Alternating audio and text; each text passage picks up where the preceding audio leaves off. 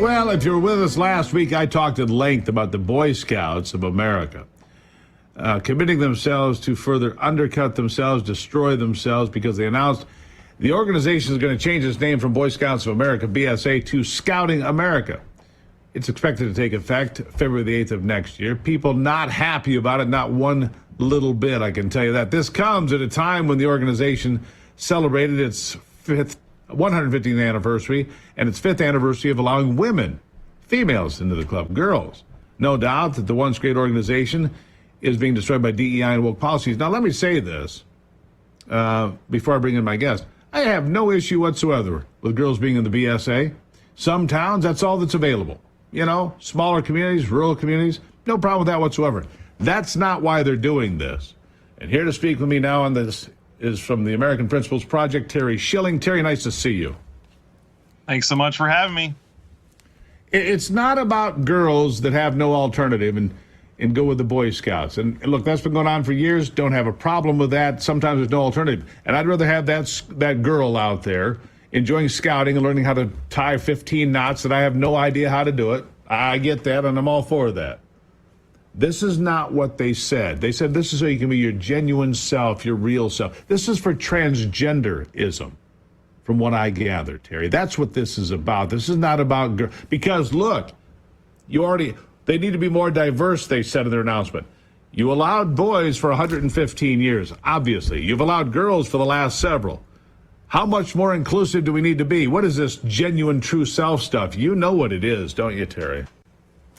That's right. It's communism, right? And that's what all of these attacks on masculinity and boyhood are all about. It's about breaking down men who have typically been the protectors of society. You know, we're the ones that are always dying in wars, and we make up the vast majority of our police force and our fire departments, everything, right? But this is really about attacking masculinity. It's about this whole transgender movement. It's about destroying gender, erasing the differences between the two sexes. And that's not Terry Schilling, conservative American activist, saying that. That's Judith Butler, progressive architect and academic at the University of California, Berkeley.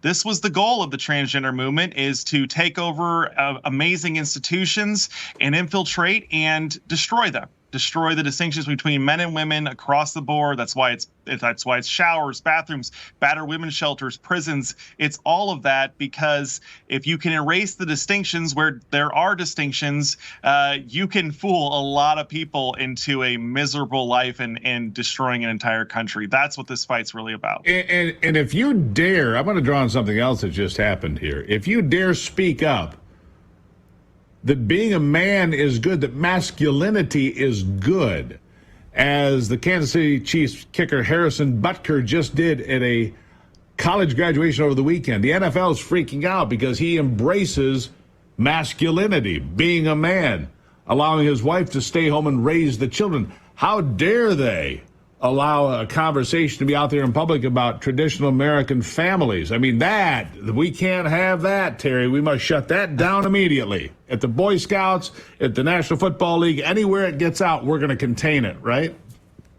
No, look, this has been hot on my mind. Harrison Butker is an amazing father. He's an American hero. He's won 2 Super Bowls now so far, and the NFL was quicker to go on the attack and to renounce his words than they were for the vast majority of the players that get caught up in rape and domestic abuse and drug and even murder scandals, right? They were very quick to respond to How many National Football League players are shot every year?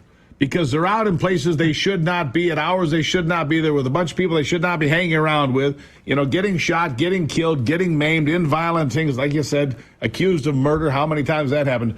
But this guy, Harrison Butker, he's the problem for talking about faith and family and American values. I mean, geez, we can't have that. Well, and contrast that with the other Chiefs player, Travis Kelce, who recently gave a commencement address where he literally shotgunned a beer from the main stage, and his entire speech was about partying and living life to its fullest. I disagree that living your life to your fullest is about partying and getting trashed. It's obviously about much more than that, like having a family, like what Harrison Butker was saying. But there couldn't be a bigger contrast between the leaders and the Americans like Harrison Butker and the elites that are running the show now. They do not like people like Harrison Butker because they're leaders and they influence people and they encourage young men to reach for high goals and to be altruistic and idealistic and to do good for others, right? And that's the big threat that Harrison Butker poses, is he's challenging men to become more manly and better men. Be a man. Overall. Stand That's up, be right. a man. All right, back to where we started this conversation real quickly. The BSA becoming Scouting America. Do they go through with it, with all this pushback? Do they finish this execution of Boy Scouts of America February of 25, or do they back off? Final word. I think the woke mind virus has a way of taking over these types of institutions, and there's really no turning back. We'll have to see. A lot of times people and organizations and companies have to hit rock bottom and really start feeling pain. You know, the Boy Scouts membership peaked in the 1970s. It's been declining ever since, and it's at the lowest level since that peak it's ever been. And so we'll have to see how this plays out, but I don't see them changing course anytime soon. Well, there you go. Terry Schilling, great having you here from American Principles Project. Come back anytime, my friend. Thank you, Steve. All right, there you go. Now, as we draw near to another critical election, it's not only about casting your vote, it's about elevating your voice. AMAC is more than just a senior discount organization. They unite like-minded patriots committed to preserving our cherished values and actively opposing the leftist agenda. Just look at those recent victories from AMAC, pushing to help forward an investigation of practices that inflate drug prices, successfully defeating ranked choice voting in order to protect traditional voting methods, and also helped block a federal takeover of elections. As AMAC's membership grows, Washington listens. Every new member strengthens this movement. If you love America, visit amac.us/voice to become a 4-year member. Just $30. It's an election year special. 4 years, $30. AMAC, not only better for America, it's better for you. Membership gives you access to the AMAC magazine, free Social Security and Medicare guidance, money-saving discounts, trusted news, sweepstakes, and more. Take advantage of our election year sale. Like I said, 4 years, $30. What a deal. By joining over the 2 million members, they can't ignore your voice. Join now, amac.us/voice. That's amac.us/voice.